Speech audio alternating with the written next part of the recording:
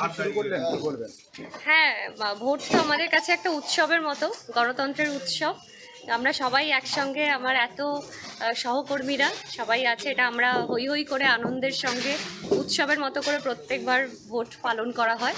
তা আজকে আমাদের দেওয়াল লেখা অনেকদিন আগে থেকেই চলছে, কিন্তু কালকে যেহেতু নাম ডিক্লেয়ার হয়েছে, অফিসিয়ালি আজকে থেকে নাম লেখা শুরু হয়েছে। তো আজকে আমরা সবাই মিলে দেওয়াল লিখছি এবং যে যে রাস্তাঘাটে যাচ্ছি মানুষের সঙ্গে দেখা হচ্ছে, কথাবার্তা হচ্ছে। আর কালকে আমরা বিপত্তারিণী চণ্ডী বাড়িতে পুজো দিয়ে আমাদের আনুষ্ঠানিকভাবে প্রচার শুরু করব। আপনার 5 বছর টার্ম ওভার হয়েছে। নতুন এমএলএ হলে সবার প্রথম সোনারপুরে কি কাজ করবেন, কি টার্গেট রয়েছে, যে কাজটা আপনি এখনো পর্যন্ত করতে পারেন?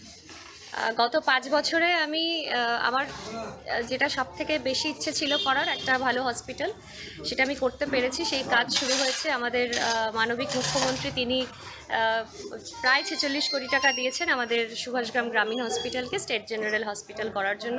তিনি শিলান্যাসও করে দিয়েছেন গঙ্গাসাগর মেলা থেকে। তো সেই কাজ আমাদের শুরু হয়েছে, হসপিটালের কাজ।